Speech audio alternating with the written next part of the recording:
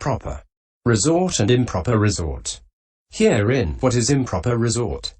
Here someone has prostitutes as resort, or he has widows, old maids, eunuchs, bhikkhunis, or taverns as resort. Or he dwells associated with kings, ministers, sectarians, disciples, in unbecoming association with laymen. Or he cultivates, frequents, honors such families as are faithless, untrusting, abusive and rude, who wish harm, wish ill, wish woe, wish no surcease of bondage, for bhikkhus and bhikkhunis, for male and female devotees. This is called improper resort. Herein, what is proper resort? Here someone does not have prostitutes as resort, or taverns as resort. He does not dwell associated with kings, sectarians, disciples, in unbecoming association with laymen. He cultivates, frequents, honors such families as are faithful and trusting, who are a solace where the yellow cloth glows, where the breeze of sages blows, who wish good, wish well, wish joy, wish surcease of bondage, for bhikkhus and bhikkhunis, for male and female devotees. This is called proper resort. Thus he is furnished with, fully furnished with, provided with, fully provided with, supplied with, possessed of, endowed with this proper conduct and this proper resort. Hence it is said, possessed of the proper conduct and resort. Viv 246-47. 46. Furthermore, proper conduct and resort should also be understood here in the following way. For improper conduct is twofold, as bodily and verbal. Herein, what is bodily improper conduct? Here someone acts disrespectfully before the community, and he stands jostling elder bhikkhus, sits jostling them, stands in front of them, sits in front of them, sits on a high seat, sits with his head covered, talks standing up, talks waving his arms, walks with sandals while elder bhikkhus walk without sandals, walks on a high walk while they walk on a low walk, walks on a walk while they walk on the ground, stands pushing elder bhikkhus, sits pushing them, prevents new bhikkhus from getting a seat, and in the bathhouse, without asking elder bhikkhus, he puts wood on the stove, bolts the door, and at the bathing place he enters the water jostling elder bhikkhus, enters it in front of them, bathes jostling them, bathes in front of them, comes out jostling them, comes out in front of them, and entering inside a house he goes jostling elder bhikkhus, goes in front of them, pushing forward he goes in front of them, and where families have inner private screened rooms in which the women of the family, the girls of the family, sit there, he enters abruptly, and he strokes a child's head. Nidai 228-29. This is called bodily improper conduct. 47. Herein, what is verbal improper conduct? Here someone acts disrespectfully before the community, without asking elder bhikkhus, he talks on the Dharma, answers questions, recites the Patimokkha, talks standing up, talks waving his arms, having entered inside a house, he speaks to a woman or a girl thus: you, so and so of such and such a clan, what is there? Is there rice gruel? Is there cooked rice? Is there any hard food to eat? What shall we drink? What hard food shall we eat? What soft food shall we eat? Or what will you give me? He chatters like this. Nidai 230. This is called verbal improper conduct. 48. Proper conduct should be understood in the opposite sense to that. Furthermore, a bhikkhu is respectful, deferential, possessed of conscience and shame, wears his inner robe properly, wears his upper robe properly, his manner inspires confidence whether in moving forwards or backwards, looking ahead or aside, bending or stretching, his eyes are downcast, he has a good deportment, he guards the doors of his sense faculties, knows the right measure in eating, is devoted to wakefulness, possesses mindfulness and full awareness, wants little, is contented, is strenuous, is a careful observer of good behavior, and treats the teachers with great respect. This is called proper conduct. This firstly is how proper conduct should be understood. 49. Opening parenthesis. Proper resort is of three kinds.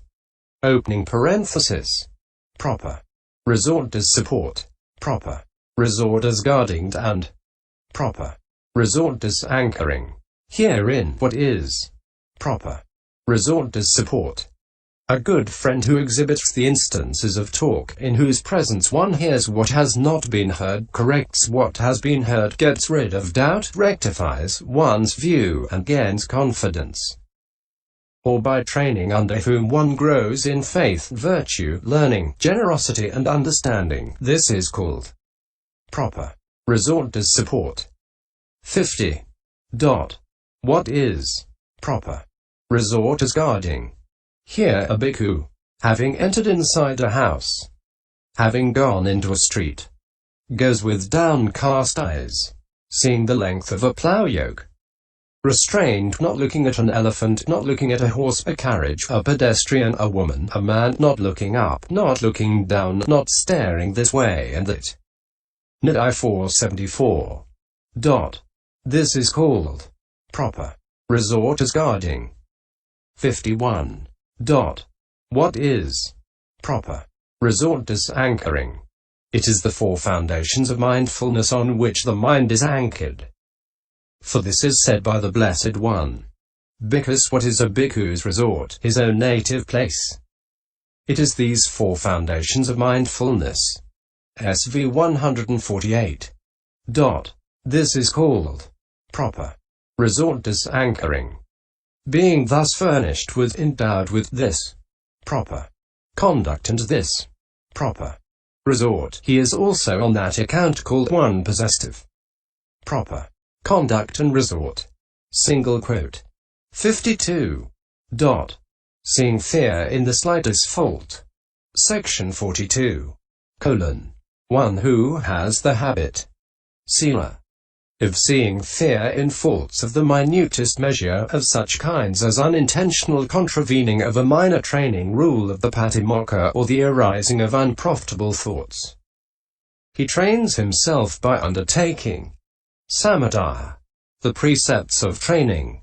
Whatever there is among the precepts of training to be trained in all that he trains by taking it up rightly. Samaradaya.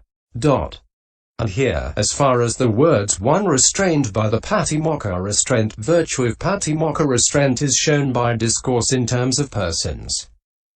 But all that beginning with the words possessive, proper conduct and resort should be understood as said in order to show the way of practice that perfects that virtue in him who so practices it.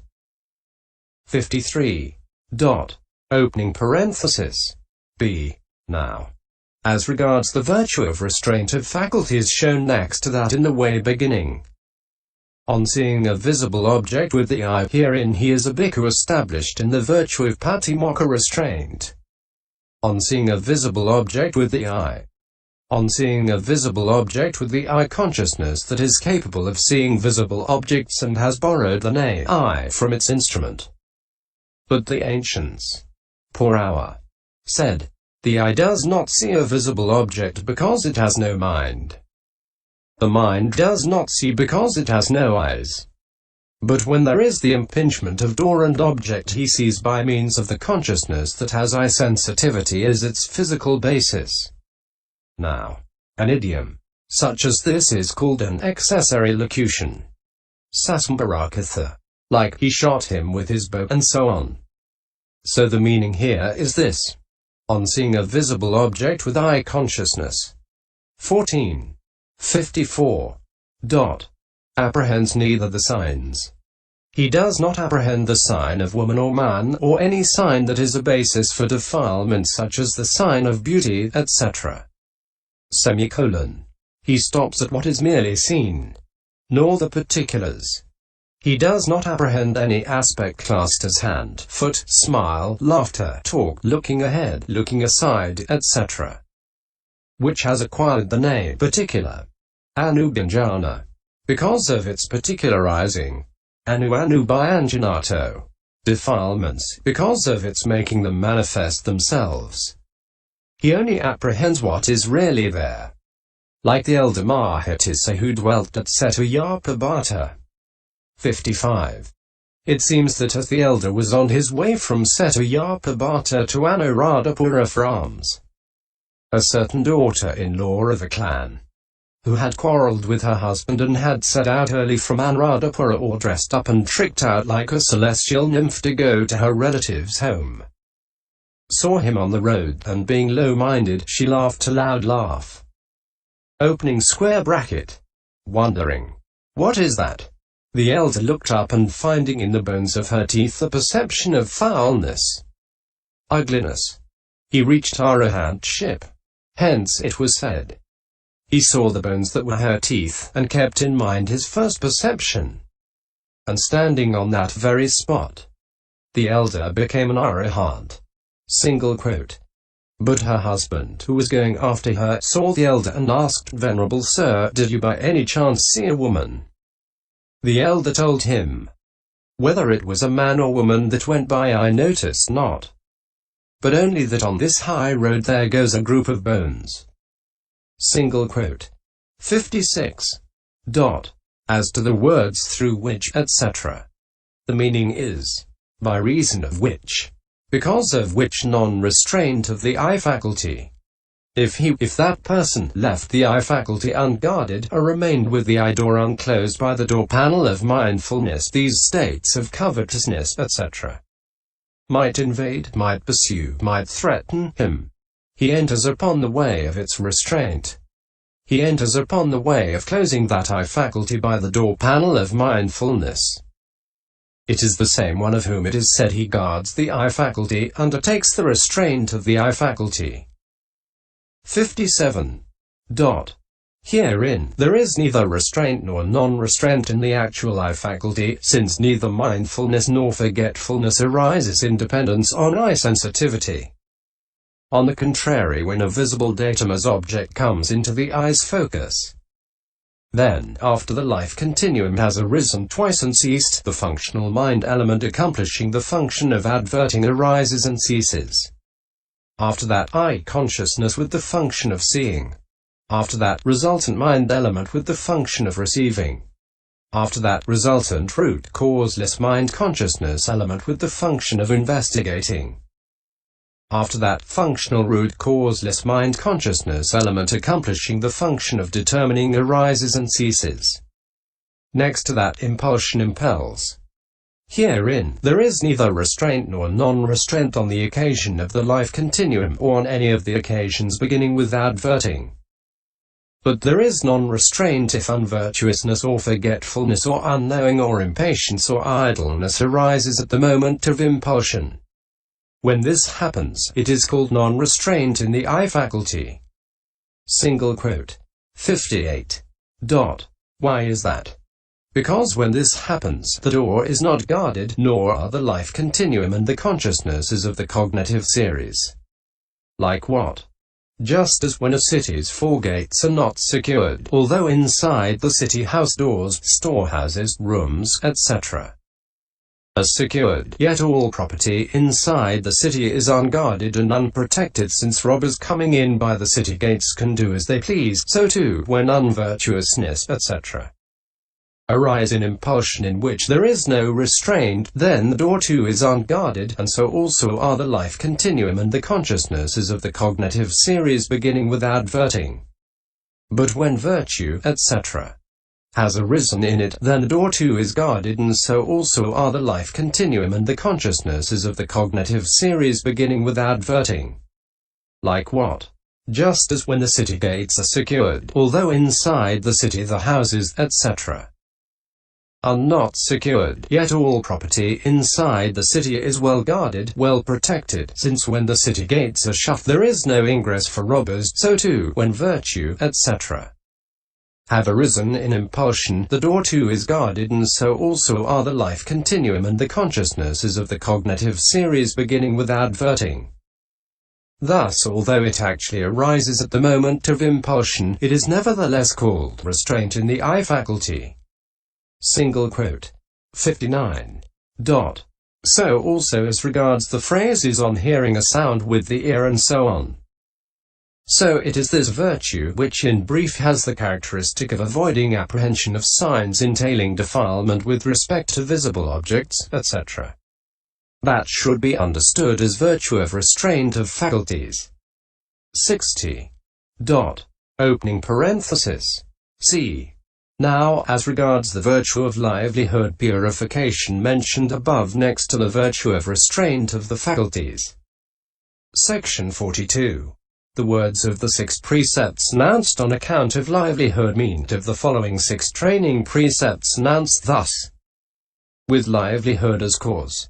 With livelihood as reason, one of evil wishes, a prey to wishes, lays claim to a higher-than-human state that is non-existent, not a fact, the contravention of which is defeat. Expulsion from the order. Semicolon.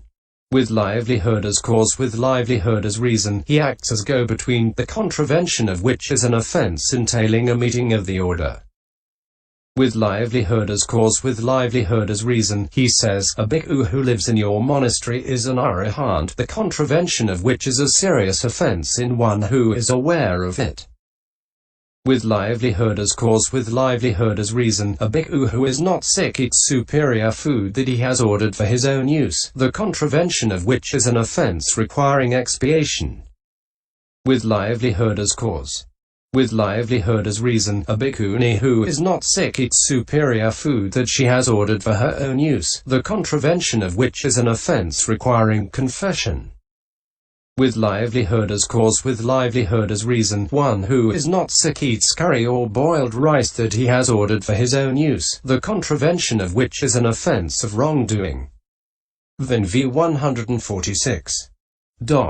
Of these 6 precepts. 61. As regards scheming, etc.